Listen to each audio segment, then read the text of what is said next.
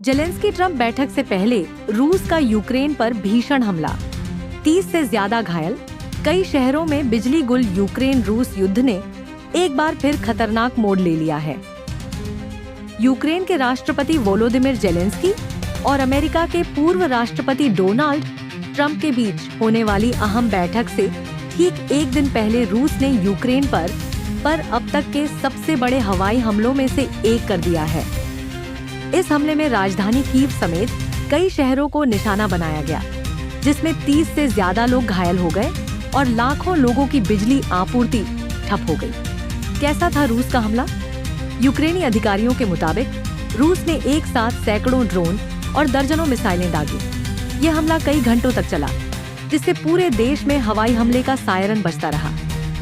Kyiv, Kharkiv, Odesa और अन्य बड़े शहरों में जोरदार धमाकों की आवाजें सुनी गई। रूस ने इस बार सीधे तौर पर ऊर्जा संयंत्रों, बिजली ग्रिड और नागरिक ढांचे को निशाना बनाया। हमले के बाद कई इलाकों में अंधेरा छा गया, हीटिंग सिस्टम बंद हो गए और सर्द मौसम में आम लोगों की मुश्किलें और बढ़ गई। नागरिकों पर पड़ा सबसे बड़ा असर यूक्रेनी आपात सेवाओं के अनुसार इस हमले में कम से कम 30 से ज्यादा लोग घायल हुए हैं, जिनमें महिलाएं और बच्चे भी शामिल हैं।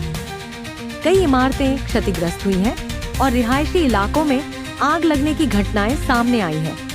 सर्दियों के मौसम में बिजली और हीटिंग का बंद होना यूक्रेन के लिए किसी बड़े संकट से कम नहीं है। अस्पतालों, स्कूलों और मेट्रो सेवाओं को भी आपात जनरेटर पर चलाना पड़ा। यह हमला इसलिए बेहद अहम माना जा रहा है क्योंकि यूक्रेन के राष्ट्रपति जेलेंस्की और डोनाल्ड ट्रंप के बीच शांति को लेकर अहम बैठक होने वाली है। माना जा रहा है कि इस बैठक में रूस यूक्रेन युद्ध को खत्म करने या युद्ध विराम पर गंभीर चर्चा हो सकती है। राजनीतिक विश्लेषकों का कहना है कि रूस का यह हमला एक स्पष्ट संदेश है कि वह किसी भी तरह के दबाव या बातचीत से पहले अपनी सैन्य ताकत दिखाना चाहता है। हमले के बाद राष्ट्रपति जेलेंस्की ने कहा कि रूस के ड्रोन और मिसाइलें यह साबित करती हैं कि मॉस्को शांति नहीं बल्कि डर और तबाही चाहता है। जब पूरी दुनिया बातचीत की उम्मीद कर रही है, तब रूस आम नागरिकों को निशाना बना रहा है। उन्होंने पश्चिमी देशों से यूक्रेन को और ज्यादा एयर डिफेंस सिस्टम देने की अपील भी की। विशेषज्ञों के मुताबिक रूस लंबे समय से यूक्रेन की ऊर्जा व्यवस्था को कमजोर करने की रणनीति पर काम कर रहा है।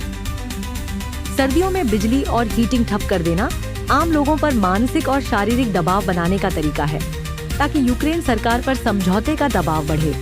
रूस के इस हमले की दुनिया भर में निंदा हो रही है। यूरोपीय देशों और अमेरिका ने कहा है कि वे यूक्रेन के साथ खड़े हैं। कई देशों ने इसे शांति प्रयासों को पटरी से उतारने की कोशिश बताया है। संयुक्त राष्ट्र और यूरोपीय संघ ने नागरिक ठिकानों पर हमले को अंतर्राष्ट्रीय कानून का उल्लंघन बताया है।